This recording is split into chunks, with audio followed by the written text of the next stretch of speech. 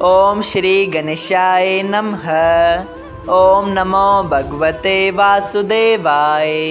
हरे कृष्णा कृष्ण कृष्णा हरे हरे, हरे राम राम राम हरे हरे। तव्हां सभिनी हरि भक्तन के नमस्ते। प्यारा भक्तों, ही कथा पाण गुरु कृपा से हासिल करे रहा आयूं। श्री गणपति सरस्वती जो दरे ध्यान करिया थो मां भागवत महापुराण जो बयान, जैमें व्यासदेव ऐं श्री सुखदेव जी कयो आहे श्री कृष्ण लीला जो गुणगान। सबई चओ जय भागवतम महापुराण। प्यारा भक्तों, कल कथा में पाण श्रीमद् भागवत महापुराण साहिब जे 10 स्कंद जे 35 अध्याय जे आखिरी भाग में ॾिठो त श्री श्याम सुंदर हर रोज़ पंहिंजो हिकिड़ो रूप माता यशोदा ऐं नंद बाबा सां गॾु रखी रहंदा हुआ ऐं ॿियनि घणनि ई रूपनि सां गोपियुनि जे घर वञी उन्हनि सभिनी जी मनोकामना पूरी करे उनजो हृदय ठारींदा हुआ। सबई चओ जय श्री हरि। अॼु पाण श्रीमद् भागवत महापुराण साहिब जे 10 स्कंद जो 6 अध्याय शुरू करे रहा आयूं, जंहिंजो नालो आहे वरखासुर दैत जो मारजण। श्री सुखदेव जी महाराज चवनि था, हे राजा परीक्षित, जॾहिं वरखा रुत आई तॾहिं राधा मोहन प्यारे खे चयो त तूं पींगे में लुॾण जी लीला कर त असां सभु सखियूं तोसां लुॾी वरखा रुत जा गीत ॻायूं। इहा ॻाल्हि ॿुधी श्री श्याम सुंदर जराऊ पींगो कुंजन में अणायो। तॾहिं राधा प्यारी ऐं ॿियूं बिरज बालाऊं चङा चङा गहना ऐं तरह तरह जा कपिड़ा पहिरे श्री श्याम सुंदर सां लुॾण ऐं ॻाइण लॻियूं। उन वक़्तु बिंद्राबन बिहारी मुरली वॼाई ऐं केतिरा ई राग ऐं रागणियूं ॻाए उन्हनि सभिनी खे ॾाढो ख़ुशि थे कयो। हिन आनंद ॾिसण वास्ते ब्रह्मा ऐं ॿिया देवताऊं ऐं गंधर्व पंहिंजी पंहिंजी स्त्रियुनि समेत विमाननि ते चढ़ी बिंद्राबन में आया हुआ ऐं ॾाढी ख़ुशीअ सां श्री राधा कृष्ण ते फुल वसायाऊं ऐं बिज जी स्त्रीअ जे बाग जी वॾाई करण लॻा। उन ई रीत बरसाति हुअण ताईं श्री राधा ऐं ॿियनि गोपियुनि सां बिहार करे उन्हनि खे सुख ॾींदा हुआ। जॾहिं फगण जो महीनो आयो तॾहिं राधा ऐं ॿियनि गोपियुनि मोहन प्यारे खे हथ जोड़े वेनती कई त हे महाराज, असां सां होली खेलो।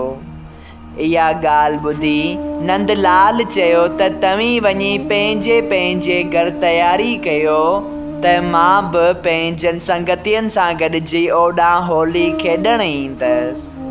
सभिनी गोपियुनि पंहिंजे घर वञी होली खेॾण जी तयारी कई। तॾहिं श्री श्याम सुंदर ग्वाल बालनि खे घुराए सभिनी खे केसर लॻल कपिड़ा पहिराया ऐं रंग अनबेर अतर वग़ैरह पंहिंजे बदन ते विझी खुशबूदार फूलनि सां हार पहिरे ढोल खजरियूं ऐं बंसी वॼाईंदा, बसंती राग ॻाईंदा ऐं बिज नारियुनि सां चर्चा मस्खरियूं कंदा गुलाल ऐं अनबीर उॾाईंदा ऐं छोकिरनि खे नचाईंदा बिज में होली खेॾणु निकिता। जेका गोपी वाट में गॾियनि थे तंहिंखे रंग जूं पिचकारियूं हणी खिलिया थे ऐं बिज बालाऊं पंहिंजी दरियनि ऐं गैलरियुनि तां मोहन प्यारे ऐं ग्वाल बालनि ते रंग ऐं अनबेर वग़ैरह विझी मश्करियुनि ॿुधण ते ख़ुशि थे थियूं। प्यारा भक्तों, अहिड़ी तरह बिंद्राबन बिहारी होली खेलींदो शहर में राधा जे घर पहुतो। श्यामा पंहिंजी सखियुनि समेत सोरहां सिंगार करे रंग जूं पिचकारियूं खणी घटीअ में वञी मोहिणी मूरत जे साम्हूं बीठी। जॾहिं ॿिन्ही पासनि खां पिचकारियूं शुरू थियूं ऐं अनबेर उॾामण लॻो, तॾहिं श्यामा सखियुनि खे चयो त अॼु हिन चित चोर खे पकिड़े दिलि चोराइण जो बदिलो वठिजे। जॾहिं रंग ऐं अनबेर उॾामण सां अंधारो थी वियो, तॾहिं श्यामा सखियुनि खे चयो त अॼु मन मोहींदड़ प्यारे खे कंहिं बि तरह पकड़ियूं। इहा ॻाल्हि ॿुधी हिकिड़ी सखी बलराम जी शकल ठाहे फ़रेब सां श्री श्याम सुंदर खे पकड़ियो ऐं राधा प्यारी ऐं ॿियनि ब्रिज बालाइन उनखे विराए चयो त तूं जमुना किनारे ते असांजा कपिड़ा लिकाए असांखे घणो सतायो हो। अॼु उन ॾींहं जे बदिले वठण खां सवाइ तोखे न छॾींदासीं।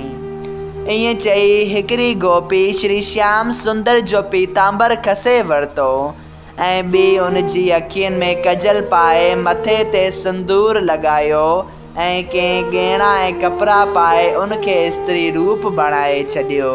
सभई चयो जय श्री हरि।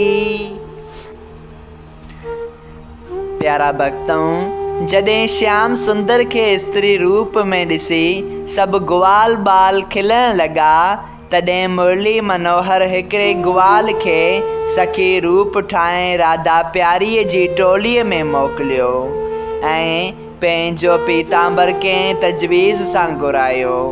उन वक़्तु श्यामा चयो त हे प्राणनाथ, अॼु चतुराई करे बची वएं, वरी जलींदासीं तॾहिं ख़बर पवंदई। ही ॻाल्हि ॿुधी ब्रिजनाथ सखियुनि खे चयो, मां थोरो लिहाज़ राधा प्यारीअ जो करियां थो, न त पंहिंजनि ग्वालनि खे बचे हींअर तव्हांखे मज़ो ॾेखारियां। इहो ॿुधी गोपियुनि खिली चयो त तोखे नंद बाबा जो कसम आहे, जेकॾहिं ईअं न कयो अथई। तॾहिं मोहन प्यारे पंहिंजनि ग्वालनि समेत रंग जूं पिचकारियूं गोपियुनि ते हणी अनबेर उॾाहे बसंती राग ॻाईंदो उन्हनि सां मस्करी करणु लॻो। श्यामा बि सखियुनि समेत मोहन प्यारे सां होली खेली। उन आनंद ॾिसण वास्ते देवताऊं ऐं गंधर्व पंहिंजनि विमाननि ते चढ़ी उते आया हुआ। श्री राधा ऐं कृष्ण ते फलनि फूलनि जी वर्खा कयाऊं ऐं पाण में चवण लॻा त जंहिं वेंकटनाथ, जंहिं श्री श्याम सुंदर जे चरणनि जो दर्शन ब्रह्मा ऐं ॿियनि देवताउनि खे बि नथो मिले, सो ही पार ब्रह्म परमेश्वर ग्वाल बाल ऐं गोपियुनि सां होली खेॾे थो ऐं उन्हनि खे सुख ॾिए थो। जॾहिं शाम ताईं श्यामा ऐं श्री श्याम सुंदर होली खेली चुका, तॾहिं ललिता सखी अची श्री कृष्ण खे चयो त सुभाणे असां बि तुंहिंजे शहर में होली खेॾण ईंदासीं। सभई चयो जय श्री हरि। श्रीमद् भागवत महापुराण साहिब जे 10 स्कंद जे 6 अध्याय जे पहिरें भाग सां गॾु श्री माता राधा सखियुनि ऐं श्री श्याम सुंदर जे होली खेॾण जो पहिरियों ॾींहुं संपूर्ण थियो। अचो त सुभाणे जी कथा में पाण ॿिए ॾींहं जी कथा ॿुधूं। सभई चयो जय श्री हरि। अगरि तव्हां सभिनी हरि भक्तनि खे हिन कथा मां लाभ हासिल थियो हुजे त कृपया हिन कथा खे ॿियनि हरि भक्तनि सां शेयर कजो त उन्हनि जो बि भलो थिए ऐं तव्हांजो बि भलो थिए। सभई चयो जय सिया राम। राधे राधे।